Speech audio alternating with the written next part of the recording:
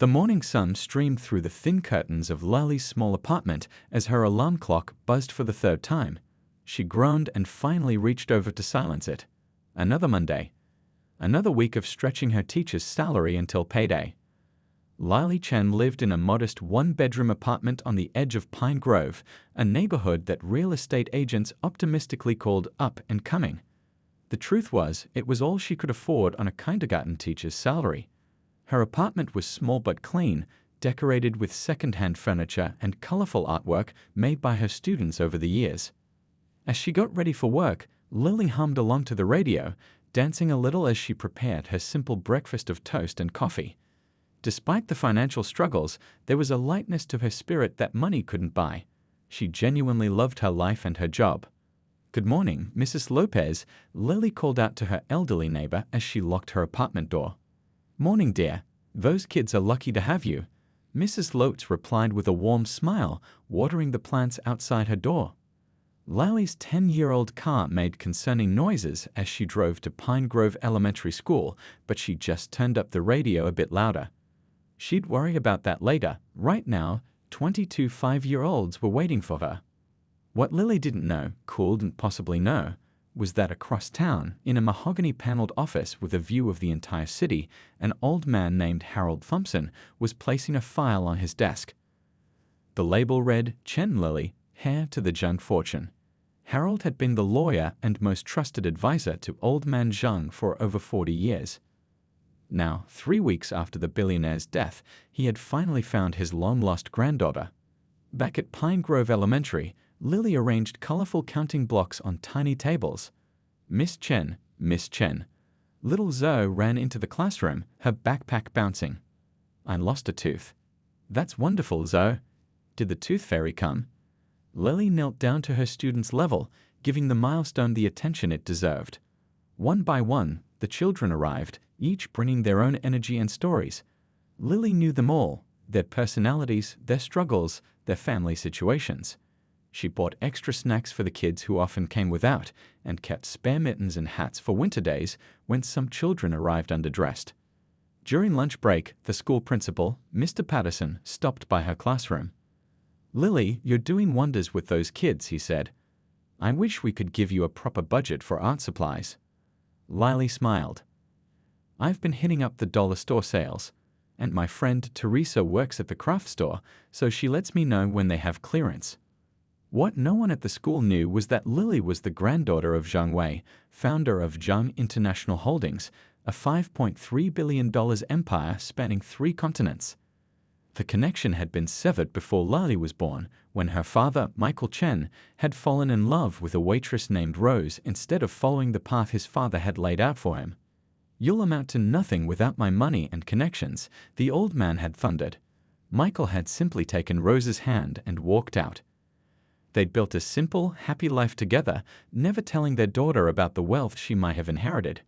When Michael and Rose died in a car accident 8 years ago, 24-year-old Lily had no idea that her grandfather had been searching for his son for years, regretting his harsh words, but too proud to make the first move. As Lily helped a little boy write his name for the first time that afternoon, Old Man Zhang's lawyers were verifying DNA results and preparing the paperwork that would turn the kindergarten teacher's life upside down. "Great job, Danny. You're getting so good at writing your name," Lily praised, completely unaware that her own name was being written into documents that would make her one of the richest women in the country. After school, Lily drove home in her rattling car, planning the next day's lesson and stopping at the grocery store to take advantage of a sale on pasta. Her life was simple, sometimes difficult, but filled with purpose and small joys. She had no idea that everything was about to change. Lily was grading finger painting projects when her classroom phone rang. She tucked a strand of hair behind her ear as she reached for the receiver. "Miss Chen speaking," she answered, balancing the phone between her ear and shoulder as she continued organizing the paintings to dry. "Miss Chen, there's a parent here to see you," said the front office secretary, Mrs. Blackwood, Daisy's aunt. Lily blinked in surprise. Daisy Blackwood was one of her brightest students, a sweet girl who always brought extra cookies to share at lunchtime. She knew Daisy lived with her uncle and aunt in one of those giant houses in Hillcrest Estates, the kind of place Lily only saw in magazines. "I'll be right there," Lily said, quickly washing the paint from her hands. In the front office stood a tall woman with perfectly styled blonde hair and designer clothes that probably cost more than Lily's monthly rent. Despite her intimidating appearance, Vivian Blackwood's smile seemed genuine. "Miss Chen, it's so lovely to finally meet you," Vivian said, extending a manicured hand. "Daisy talks about you nonstop. You've made quite the impression on my niece." Lily smiled, suddenly conscious of her thrift store cardigan and sensible shoes. "Daisy is a wonderful student. I'm so glad she's enjoying kindergarten." They chatted about Daisy's progress for a few minutes before Vivian reached into her designer handbag and pulled out a cream-colored envelope. "The real reason I came by, I'm hosting the annual Children's Hospital Charity Gala next Saturday, and I'd like to personally invite you." Lily's eyes widened in surprise. The Blackwood Gala was famous in Pine Grove, a glittering affair where the city's wealthiest residents gathered to raise money for good causes while showing off their latest jewelry and designer outfits. "Me, but I'm just Daisy's teacher." "Exactly," Vivian nodded. "This year's theme is Education Changes Lives, and we're raising money for the Children's Hospital's new learning center. Daisy insisted her favorite teacher should be there. Plus," she lowered her voice conspiratorially, "I'm hoping you might say a few words about the importance of early education. Just a minute or two." Lily looked at the envelope in her hands. This could be a chance to secure donations for the school's struggling art program. Mr. Patterson had just announced another budget cut last week. "I'd be honored," she said finally. "Thank you for thinking of me." After Vivian left, Lily slumped into her chair, reality setting in. What would she wear? She didn't own anything remotely suitable for a fancy gala. That evening, Lily's phone dinged with a message from her best friend Tasha. "You got invited to WOAJT, the Blackwood Gala. That's where all those rich snobs show off their money." Lily laughed as she typed back, "It's for charity. And I'm hoping to talk up our school's art program. These people could fund us for years with what they spend on shoes." "What are you going to wear?" came Tasha's immediate reply. "No idea. Looking at my closet now, and it's a definite no on everything." 3 dots appeared as Tasha typed. "My cousin Jen is about your size. She has that navy blue dress from her brother's wedding. It's simple but elegant. Want me to ask her?" Lily sent back a grateful yes.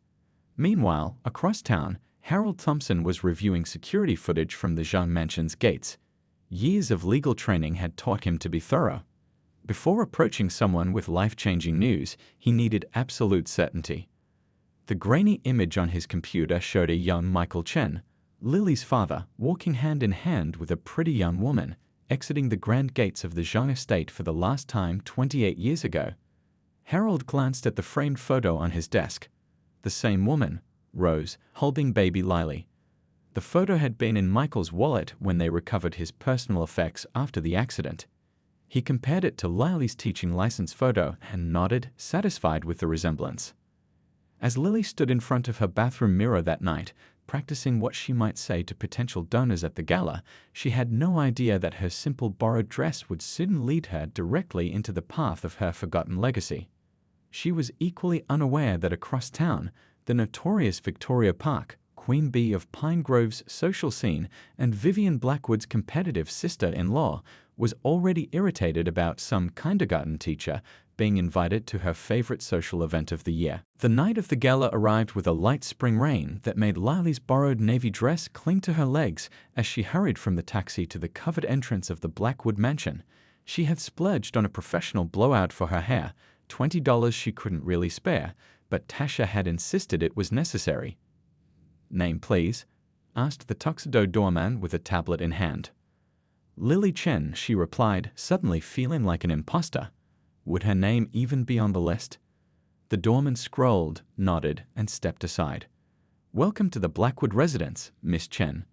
Lily stepped into a world she'd only seen in movies. Crystal chandeliers hung from high ceilings, casting a warm glow over marble floors. Well-dressed servers carried trays of champagne and tiny foods she couldn't identify. Women draped in silks and jewels mingled with men in perfectly tailored suits. She accepted a glass of champagne from a passing server just to have something to do with her hands. "That's a unique dress," came a voice from behind her. Lally turned to see a woman with razor-sharp cheekbones and a red gown that probably cost more than Lally's car. 3 equally well-dressed women flanked her, all wearing similar expressions of barely disguised disdain. "Thank you," Lily replied with a polite smile. "It's borrowed, actually." The women exchanged glances, their eyebrows raised in mock surprise. "How resourceful," said the woman in red. "I'm Victoria Park. My brother is married to Vivian Blackwood. And you are?"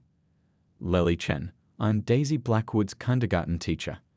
Victoria's perfectly lipsticked mouth formed a small O of understanding. "Ah, the teacher. Yes, Vivian mentioned inviting someone from the public sector. So charitable of her." One of Victoria's friends stifled a laugh behind her hand. "Tell me," Victoria continued, her voice sweet but her eyes cold, "what does a kindergarten teacher wear to work?" "Clothes with finger paint protection built in." The women tittered with laughter. "Actually," Lily said, keeping her voice steady, "most days I wear whatever's comfortable enough to sit on the floor with 25 5-year-olds. Victoria's smile tightened. "How quaint. Well, enjoy the champagne. It's Krug. That's a very expensive brand," she added slowly, as if explaining to a child. As Victoria and her friends glided away, Lily heard one murmur, "Did you see her shoes? I think they're from that discount store downtown." Lily took a deep breath, reminding herself why she was here. For the art program, for her kids. She spotted Vivian across the room and started making her way over, but was intercepted by a server with a tray of strange-looking appetizers. "Foie gras with truffle and gold leaf, ma'am," he offered. "Oh, thank you," Lally said, taking one without knowing what any of those words meant. She bit into it and immediately regretted her decision. The texture was odd, and the taste too rich. She discreetly looked for somewhere to dispose of it, catching Victoria watching her with amusement. An older gentleman with kind eyes approached, offering her a napkin. First time trying foie gras. Lily accepted the napkin gratefully. "Is it that obvious?" "Only to those who remember their own first time," he said with a warm smile. "Harold Thompson. I'm a lawyer." "Lily Chen. I teach kindergarten at Pine Grove Elementary." Harold's eyes widened slightly, but he quickly composed his expression. "Miss Chen, it's a pleasure to meet you. Are you enjoying the evening?" Before Lily could answer, Victoria returned with her entourage, now including 2 men in expensive suits. "Kenneth, you simply must meet this woman," Victoria said to one of the men. "She's a kindergarten teacher who borrowed her dress for the evening. Isn't that charming?" Kenneth, a man with cold eyes and a forced smile, looked Lally up and down. "Let me guess, you're here hoping to score some donations." Lily felt her cheeks flush. "Actually, yes. Pine Grove Elementary's art program." "Oh, honey," Victoria interrupted, her voice dripping with false sympathy. "The people here donate to causes with broader impact. Art supplies for a neighborhood school isn't exactly changing the world." Victoria's friends laughed, and one accidentally bumped Lily's arm, causing champagne to splash onto her borrowed dress. "Oh dear, I'm so clumsy," the woman said without a hint of regret. Harold Thompson stepped forward. "Actually, I believe education is precisely what changes the world, Miss Park. In fact, I'd be very interested in hearing more about Pine Grove's art program." Victoria's smile faltered for a moment before she recovered.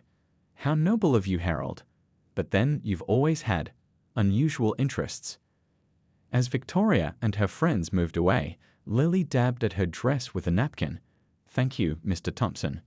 "Please, call me Harold," he said, his eyes studying her face carefully.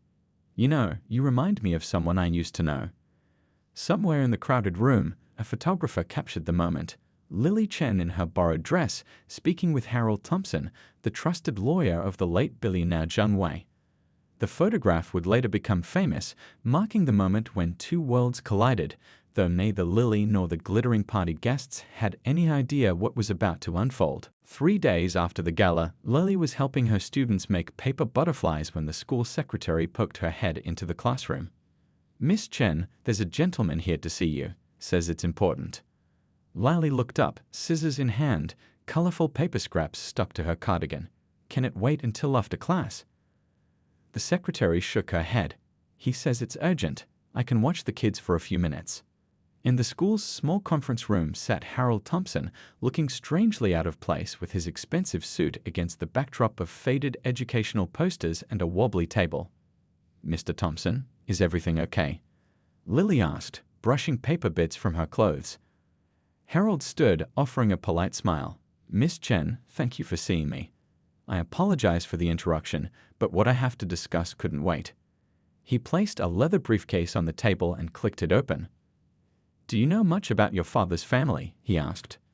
Lily blinked, surprised by the personal question. "Not really. Dad didn't talk about them much. I know my grandparents didn't approve of him marrying my mom. They died before I was born." Harold's expression softened. "That's not entirely accurate, Miss Chen. Your grandfather on your father's side, Zheng Wei, passed away just 3 weeks ago." The room seemed to tilt slightly. "What? That's impossible. My dad always said." "Your father, Michael Chen, born Zhang Mingwei, was estranged from his father," Harold explained gently. "But that doesn't mean your grandfather wasn't alive all these years." Lily sank into a chair, her knees suddenly weak. "How do you know all this?" "Because I was Zhang Wei's personal attorney for over 40 years. Harold placed a photograph on the table. It showed a young Asian man with a serious expression, standing beside a stern-looking older man in front of an impressive mansion. "This is your father when he was 22, Harold said. "And this is your grandfather." Lily picked up the photo with trembling hands, seeing her own features reflected in her father's face. "Why are you telling me this now?" Harold took a deep breath. "Because for the past 10 years, your grandfather had been searching for your father, hoping to reconcile. When we finally located him, we learned of his and your mother's tragic accident. Then we began searching for you." He pulled out more papers from his briefcase, legal documents, more photographs, newspaper clippings about Zhang International Holdings. "Your grandfather changed his will shortly before his death. He left everything to you, Lily. You are now the sole heir to the Zhang fortune and controlling shareholder of Zhang International Holdings." Lily laughed, a nervous sound that echoed in the small room. "This is some kind of joke, right? Did Tasha put you up to this?" Harold's expression remained serious. "I assure you, this is not a joke. Your grandfather was worth approximately $5.3 billion at the time of his death." The word billion hung in the air between them. That's not possible," Lily whispered. "I understand this is a shock," Harold said kindly. "Perhaps this will help convince you." He showed her another photograph, her father and mother on their wedding day, looking young and happy. It was identical to one Lily kept on her nightstand, the only wedding photo she had of her parents. "How did you get this?" she asked, her voice barely audible. "Your father had it in his wallet when he died. The police returned his personal effects to your grandfather, as he was listed as next of kin." Tears filled Lily's eyes. "He never told me. All these years. Your father was a proud man. He chose love over money, which is admirable. But your grandfather regretted their falling out every day until he died." Lily stared at the documents in front of her, feeling like she'd stepped into someone else's life. "What happens now?" "That's entirely up to you," Harold said. "But there will need to be some paperwork, a DNA test as a formality. The board of directors will want to meet you." Outside the conference room, Lily could hear her students laughing as they worked on their butterflies, their world unchanged while hers had just been turned upside down. "Can I have some time to think?" she asked quietly. "Of course," Harold nodded, handing her his card. "Take all the time you need. But the company does need direction, and there are people waiting to meet the new owner." As Harold packed up his briefcase, he paused.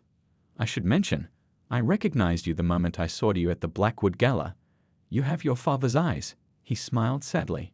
"If those women who were rude to you had any idea who you really are." Lily thought about Victoria Park and her friends, about their designer clothes and mocking laughter. "No one can know about this yet," she said suddenly. "Not until I figure out what I want to do." Harold nodded, understanding in his eyes. "Your secret is safe with me, Miss Chen. Or should I say, Miss Zhang?" After Harold left, Lily returned to her classroom in a daze.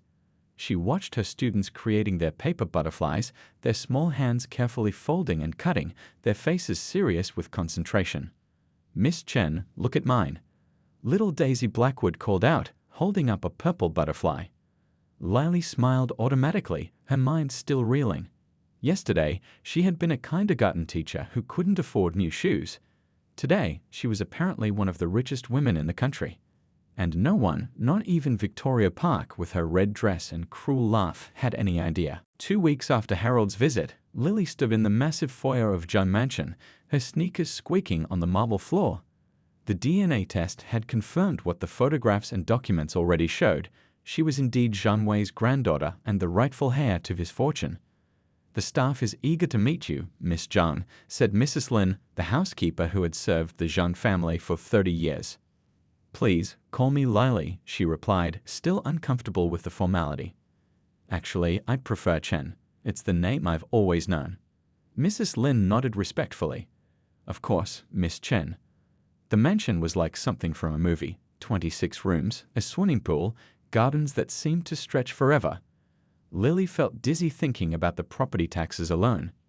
"Your grandfather's private study is through here," Mrs. Lin continued, leading her down a hallway lined with expensive artwork.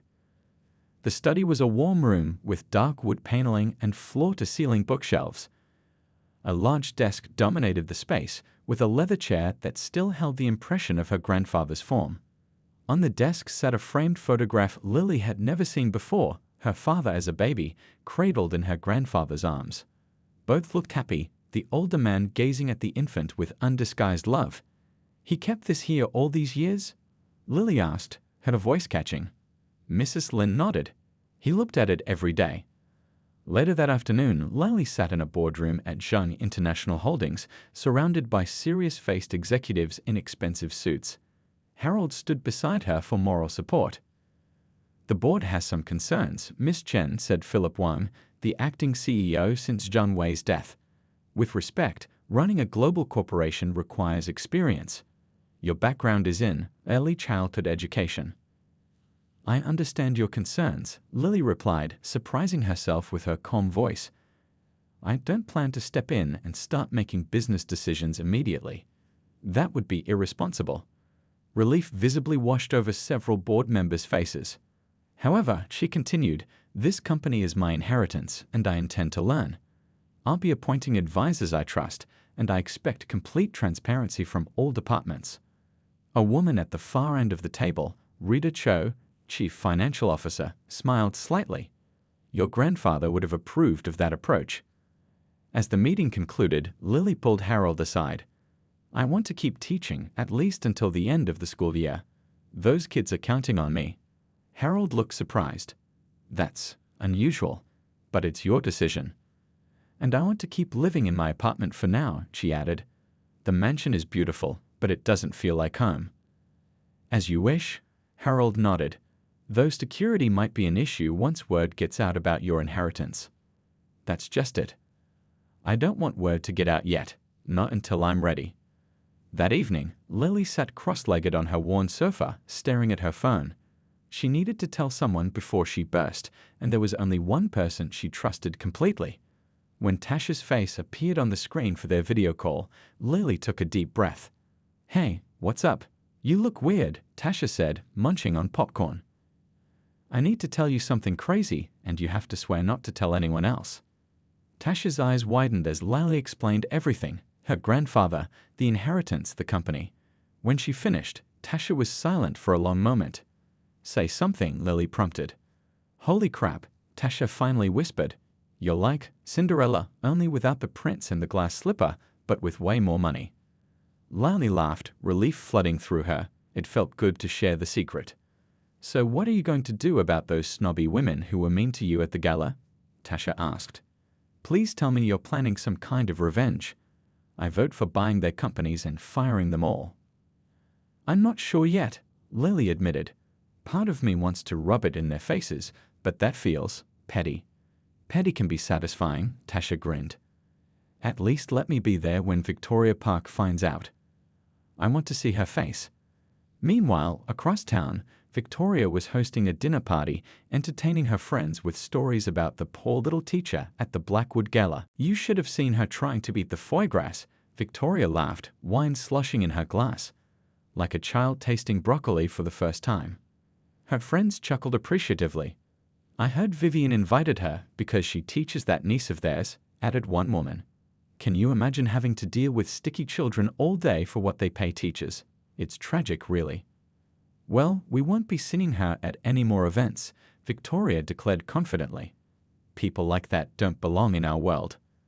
Back in her apartment, Lali was going through her closet, realizing she'd need new clothes for board meetings. Her teacher wardrobe wouldn't cut it in the corporate world. "I could buy the whole store now," she murmured to herself, the thought both thrilling and terrifying. She picked up the photo of her parents that Harold had returned to her, the one her father had carried in his wallet. Now she understood why he had always told her, "True wealth isn't about money, lily flower. It's about loving what you do and who you're with." He had known both worlds and chosen the simpler one. Now Lily had to figure out how to navigate between them, the kindergarten teacher and the billionaire heiress, without losing herself in the process. 6 months passed in a blur of meetings, legal paperwork, and secret study sessions. By day, Lily taught her kindergarten class, and by night, she learned about business management, corporate finance, and the global empire she now owned. Dark circles had formed under her eyes, but she was determined to honor both her father's values and her grandfather's legacy. "You need to make a public appearance soon," Harold advised during their weekly meeting. "The business world is buzzing with rumors about the mysterious John Hare." Lowry sighed, knowing he was right. She had managed to keep her identity secret, but questions were mounting. Financial magazines had started publishing articles speculating about the unknown relative who had inherited the Jean fortune. "I'm ready," she finally said. "Let's do it right." They decided to announce her identity at the annual Jean Foundation Gala, a charity event that raised millions for educational initiatives around the world. It seemed fitting, bridging her teaching background with her new role.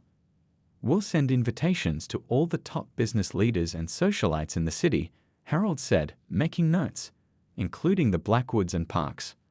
Lily felt a flutter of nervousness at the mention of Victoria Park. She had successfully avoided the woman since that humiliating night at the Blackwood Gala. "Are you planning some grand entrance?" Tasha asked excitedly when Lily told her about the plan. They were having coffee in Lily's apartment, still the same small place, though now Lily had paid off the entire building and reduced everyone's rent. "Nothing flashy," Lily replied. "I'm not doing this for revenge." Tasha raised an eyebrow. "Not even a little?" Lily smiled slightly. "Well, I did instruct the event planner to seat Victoria at table 18, the farthest from the stage." "That's my girl," Tasha laughed. The night of the gala arrived. The grand ballroom of the city's most exclusive hotel was transformed with elegant decorations in blue and silver, the Jean Company colors. Lily stood backstage, wearing a simple but exquisitely tailored black dress, custom-made by a famous designer who had no idea his client was about to be revealed as one of the richest women in the country. "Ready?" Harold asked, adjusting his tie. Lily peeked through the curtain. She could see Victoria Park holding court at table 18, gesturing dramatically to friends as she complained about her table assignment. The Blackwoods were seated closer to the front, with little Daisy no longer in Lily's class but still a favorite, fidgeting in her child-sized formal dress. "I think I am," Lily replied, taking a deep breath. Harold walked on stage to the podium. The room quieted as he tapped the microphone. "Good evening, ladies and gentlemen. Thank you for joining us for the annual Jang Foundation Gala. As you know, this is our first gala since the passing of our founder, John Wei." A respectful silence fell over the room. "Over the past 6 months, many of you have speculated about the future of John International Holdings and who would take the helm. Tonight, I am honored to introduce you to John Wei's granddaughter and heir, who has spent these months learning every aspect of the business while maintaining a low profile." Murmurs spread through the crowd. Victoria leaned forward in her seat, suddenly interested despite her terrible table placement. "Some of you may already know her, though not as the head of a multi-billion-dollar corporation," Harold continued with a small smile. "Ladies and gentlemen, please welcome Miss Lily Chen, granddaughter of John Wei and the new CEO of Zhang International Holdings." Lily walked onto the stage, her heart pounding but her step steady. Gasps echoed through the ballroom as recognition dawned on faces. She caught Vivian Blackwood's startled expression, followed by a genuine smile. Little Daisy was bouncing in her seat, pointing and saying something excitedly to her uncle.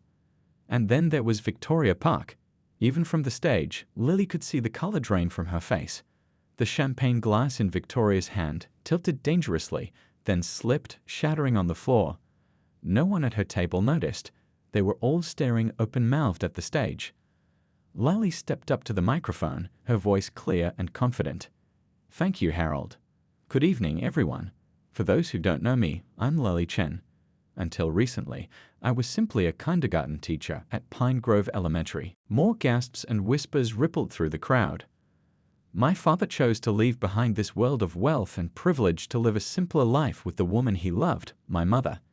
He never told me about my grandfather or the Zhang fortune. He taught me instead that true value lies in how we treat others, especially those who can do nothing for us in return."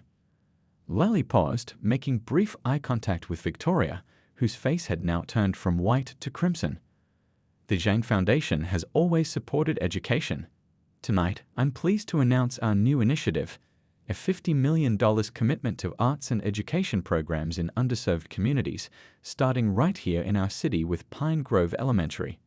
Applause erupted, led enthusiastically by the Blackwoods. Vivian was whispering to her husband, clearly connecting the dots about the borrowed dress incident. As Lily continued her speech, outlining her vision for the foundation and the company, she felt a weight lifting from her shoulders. The secret was out, and somehow, standing here addressing people who had once looked down on her felt less like revenge and more like coming full circle. Victoria Park slipped out of the ballroom before Lily finished speaking, her friends trailing behind her like ducklings. They didn't notice Tasha, who had been recording the whole thing on her phone from her position near the exit, grinning from ear to ear. The morning after the gala, Lily's face was splashed across every business publication and trending on social media. "Kindergarten teacher revealed as Billionaire Heiress" read the headlines. Her phone buzzed constantly with messages from old friends, distant relatives she never knew existed, and countless investment opportunities. "You're famous now," Tasha said, scrolling through her phone as they shared breakfast in Lily's apartment. "Look at this. The video of Victoria's face when you walked on stage has over 1 million views." Lily groaned. "That's not exactly what I wanted to be known for." "Well, get used to it." "Oh, and you've got about 50 friend requests from people who definitely ignored you in high school." Lily laughed despite herself. "What about Victoria? Any public statement?" "Nothing yet, but her social media accounts suddenly went private last night." After breakfast, Lily arrived at Zhang headquarters for her first official day as the public face of the company. The staff stood and applauded as she walked through the lobby, no longer the secret heir, but the acknowledged leader. Ms. Chen, her new assistant, greeted her. "You have 17 meeting requests from board members, 32 interview requests from media outlets, and Ms. Victoria Park called 4 times." Lily stopped. Victoria called. What did she want? She didn't say, just that it was urgent. By lunchtime, Lily had met with her executive team and outlined her vision for the company, maintaining her grandfather's commitment to quality while expanding their charitable foundation. She was reviewing quarterly reports when her assistant knocked again. "Ms. Park is here. She doesn't have an appointment, but she's quite insistent." Lily took a deep breath. "Send her in." Victoria Park looked different from the confident woman who had mocked Lily's borrowed dress. Her hair was perfectly styled and her outfit immaculate as always, but there was a tightness around her eyes and a forced quality to her smile. "Lily, or should I say, Ms. Zhang?" Victoria gushed, as if they were old friends. "What a wonderful surprise last night. I had no idea." "It's still Chen, actually," Lily replied calmly. "Please have a seat. What can I do for you?" Victoria perched on the edge of a chair, clutching her designer handbag. "Well, I realized we got off on the wrong foot at Vivian's gala. A silly misunderstanding. I thought perhaps we could start fresh." "I see," Lily said, keeping her expression neutral. "And does this fresh start involve something specific?" Victoria shifted uncomfortably. "As it happens, my husband's development company is seeking investors for an exciting new project. Luxury condominiums downtown. A tremendous opportunity that I thought might interest you." And there it was. "I appreciate you thinking of me," Lally said carefully, "but all investment decisions go through our finance department's rigorous vetting process." Of course," Victoria said quickly. "But perhaps you could expedite the process. As a personal favor." Lally studied the woman who had humiliated her, who had laughed at her borrowed dress and mocked her career. She could easily reject the proposal outright. It would be satisfying, even justified. But that wasn't who she wanted to be. "Submit the proposal through proper channels," Lally said finally. "If it's truly a good investment and aligns with our values, it will be considered fairly." Victoria's smile faltered. This wasn't the easy yes she had expected, nor the vengeful no she had feared. Yes, of course. Thank you for your time."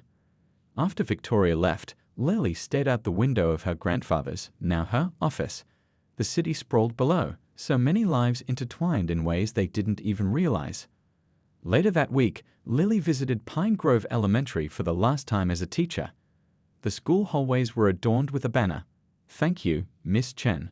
Her students crowded around her desk, presenting handmade cards and tearful hugs. "Will you come back and visit us?" little Danny asked, his lower lip quivering. "Absolutely," Lily promised, kneeling to his level. "And guess what?